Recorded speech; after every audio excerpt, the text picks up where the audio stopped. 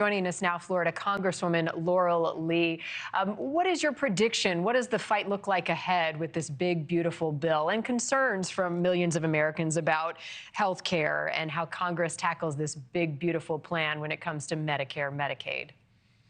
Well, look, the big, beautiful bill contemplates so many of the things that Republicans went out and campaigned on and that the American people want us to address. First off, we're tackling fraud, waste, and abuse wherever we find it, both in our review of government programs and in the work that's happening with DOGE. Republicans are committed to securing and strengthening the Medicaid program, and that is exactly what we will do by identifying where there are places that waste and abuse are occurring. So the other things that will be part of this package that we know we are working on, that we're going to deliver for the American people, are increasing efficiencies, increasing the delivery of the types of services and outreach that the American people need, while cutting out the waste of taxpayer dollars. We've all heard the examples about programs overseas and empty government buildings here at home. There are so many places that we can cut while also encouraging economic growth. Right. The president laying out a number of those wasteful spending areas in his speech this week. So do you support the package to codify DOGE's moves on the cuts so far? I do believe we have a great opportunity for Republicans in Congress to partner with DOGE. Just this last week, Elon Musk came and spoke to a number of us in Congress about some of the things that he's finding and places that we can cut back and make sure that we're all being good stewards of the American taxpayer dollar. So what we can do is work together and take those things that DOGE is identifying as potential cuts, review them in Congress, and codify them. And that's really a way that we can make lasting change. What's really great to see is that DOGE is harnessing technology to look at the vast amount of information and data and physical resources, buildings that we have that are on the government's ledger, essentially, and really assimilating that information, cutting through it, and identifying the places that we want to take a second look and look deeper and see if it's something that's a program that's defunct, an employee who's no longer with the federal government, places where we can make those cuts while also keeping the services and the people that are essential. Look,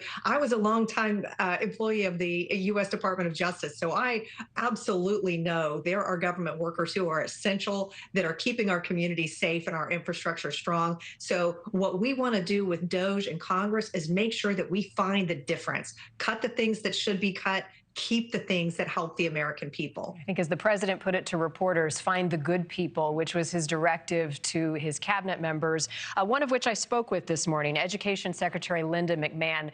This is a different situation, Congresswoman. This isn't looking to look for areas to cut. This is shut down the department altogether, a directive that the president has promised. Here's part of our conversation on that difficult task. What President Trump wants to do is to take the bureaucracy out of education. He believes, as do I, that the best education is closest to the student, that parents, that teachers, that school administrators in the local areas know what's best. There is no one-size-fits-all for education. And what I hope the Education Department will be able to do as we are paring down and preparing to turn over all control to the states is that we can provide them with tools to help them. We can provide them with research. We can give them information on best practices that is working in many states already. Are you prepared to do away with the Education Department, and how does that impact students in your state if their education is left up to the state? Is a state like Florida equipped to handle that adequately?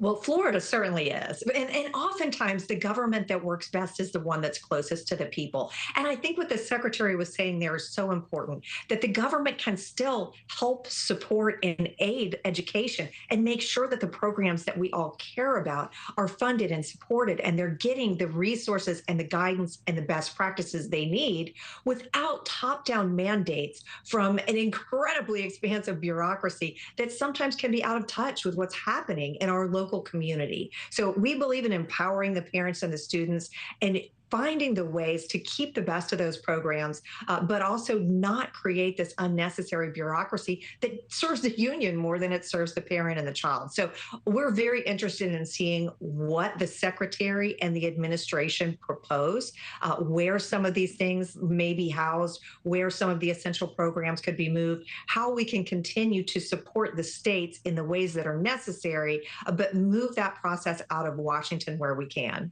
Finally, Congresswoman, you are on the Make America Healthy Again caucus, and one issue that's been in the headlines as of late is the measles outbreak. There was a second person that reportedly died from the illness this month.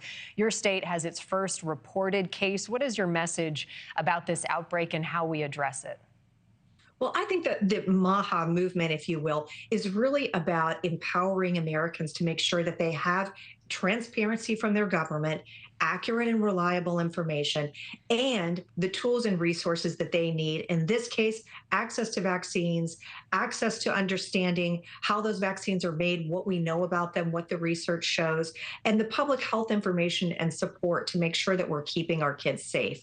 The MAHA approach really looks at the whole of health and wellness that includes everything from vaccines and pharmaceuticals where we know they work and they're proven and they're safe, but also looking at what we eat, how we take care of our bodies, the things that we're putting into our bodies, and trying to work on education, transparency, and prevention as opposed to just addressing disease. And so I think Secretary Kennedy has really been out front and leading on making sure that he's touching all of those pillars, making the resources people need available, but also ensuring that they're getting a whole new level of transparency and openness from the government when it comes to health-related information.